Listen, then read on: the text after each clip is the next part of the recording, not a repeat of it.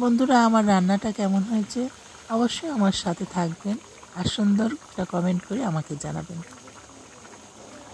আজকে আমি ছোট্ট আলু দিয়ে ডিম রান্না করব। আমি দুইভাবে ডিম রান্না করব। কিছু ডিম আমি ভেজে রান্না করব, কিছু ডিম আমি সিদ্ধ করে রান্না করব।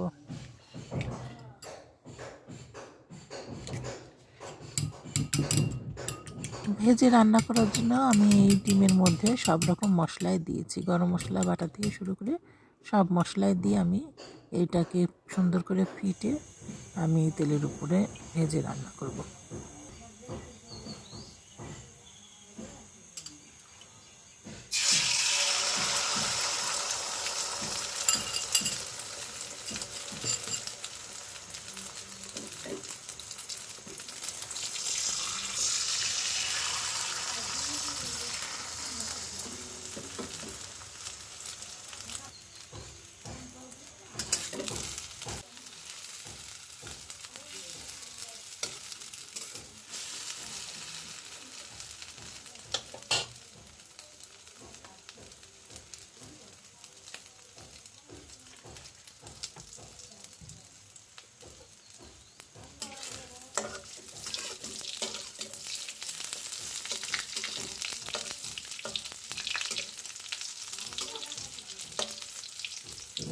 ডিমটা সুন্দর করে ভাজা হয়ে গেলে আমি পিস পিস করে এখন কেটে নেব।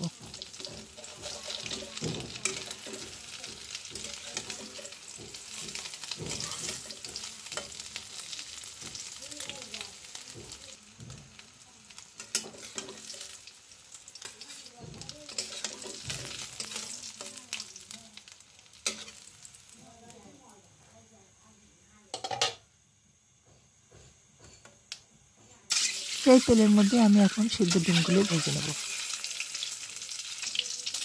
সামান্য একটু লবণ দিয়ে দেবো।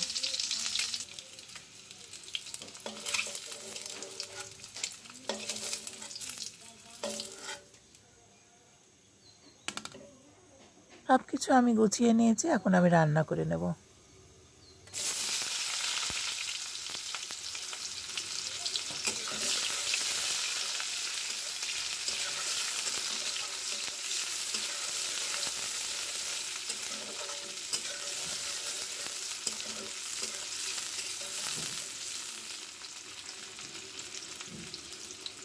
পেঁয়াজটা একটু গোলাপি হয়ে আসলে আমি গরম মশলাগুলো দিয়ে দেবো। গরম মশলা থেকে সামান্য সেন্ট বের হলেই আমি মশলা বাটাগুলো দিয়ে দেবো, যেটা আমি ডিম রান্না করার জন্য বেটে রেখেছি।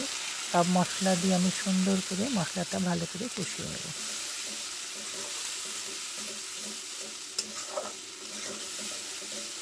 মশলাটা ভালো করে কষানো হয়ে গেলে আমি সামান্য একটু গরম পানি দিয়ে দেবো। গরম পানি দিয়ে মশলাটা ভালো করে আরও বেশ কিছুক্ষণ কষিয়ে নেব।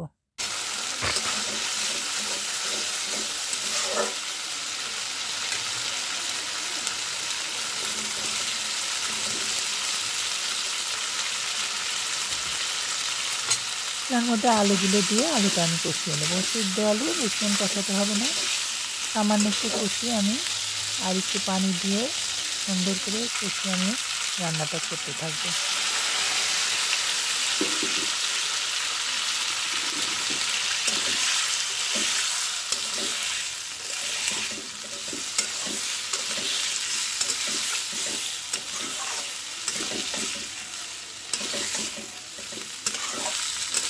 এই ছোটো আলুর ডিমের তরকারি রান্নাটা খুবই ভালো লাগে। আপনাদের কাছে কেমন লাগে অবশ্যই কমেন্ট করে জানাবেন। তরকারি কষানোটা হয়ে গেছে, এখন আমি পরিমাণ মতো ঝোলের পানি দিয়ে দেবো। ঝোলের পানি দিয়ে আমি বেশ কিছুক্ষণ রান্না করে নেব।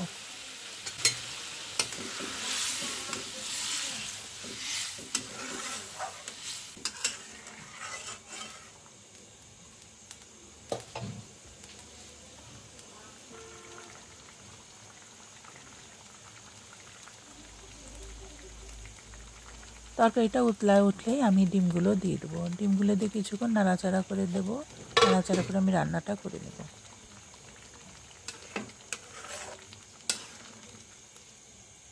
বন্ধুরা, আসসালামু আলাইকুম। আমার রান্নাটা প্রায় শেষের দিকে, এখন আমি চলে যাচ্ছি। আবার আসবো নতুন করে ভিডিও নিয়ে। ততক্ষণ আপনারা ভালো থাকবেন, সুস্থ থাকবেন, আমার জন্য দোয়া করবেন। আমার ডিমের তরকারি রান্নাটা কেমন হয়েছে ভালো লাগলে অবশ্যই কমেন্ট করে আমাকে জানাবেন। আল্লাহ হাফেজ।